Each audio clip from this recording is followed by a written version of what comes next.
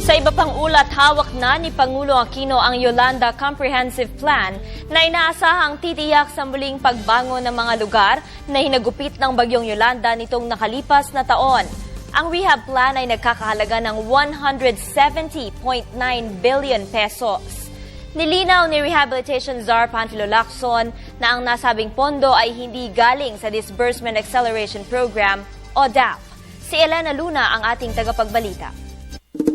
Tubuo ng 8 volumes at 8,000 pahina ang isinumiting dokumento ni Rehabilitation Czar Secretary Panfilo Lacson kay Pangulong Aquino.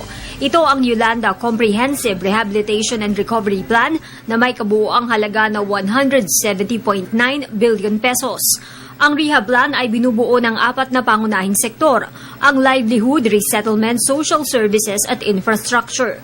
Ang 137 billion pesos na bahagi nito nakahanda na sa Department of Budget and Management. Merong available sa DBM according to Secretary Abad na 137 billion na pwedeng i-front load sa 2014 all the way hanggang 2015.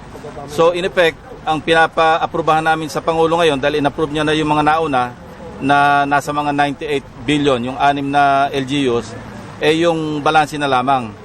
So dahil available naman yung 137 ayon sa DBM, mga 36 billion na lamang yung residual amount na kailangang i-release ng DBM o isama sa budget sa 2015 or 2016 para mabuo na yung kaukulang halaga. Build Back Better ang layo ng Yolanda Rehabilitation Plan na inaasahang 80 to 85% na makukumpleto sa 2016 o sa taong bababa na sa pwesto si Pangulong Aquino. Nilinaw ng kalihim na ang pondong gagamitin dito ay hindi nagmula sa Disbursement Acceleration Program o DAP. Ito yung all government funds, ito yung supplemental budget, ito yung joint resolution ng both houses. Yon, pinagsama-sama yung kinumbine, umabot ng mga 137 billion. Katunayan, even before the submission of the 6 LGUs, yung nauna, kaya nakapagsimulang magpagawa na doon, mag-implement doon sa mga tinatawag nating no regrets projects. Ito yung gagawin din naman anyway, kitang-kita, hindi na kailangang masusi pang pag-aralan kung talaga bang dapat gawin o hindi. So ginawa na yon, tulad yung mga municipal halls, na nag-download na yung DILG ng paukulang pondo para ipagawa yung mga partially damaged municipal halls, public market, civic centers.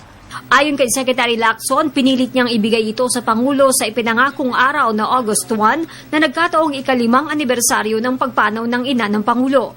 Ang Pangulo ang nagsabi sa kanyang pumunta sa Manila Memorial Park sa Parañaque para isumite ito. I was informed by the staff na kung pwedeng dito na lang after the mass. So, kaya kami naandito.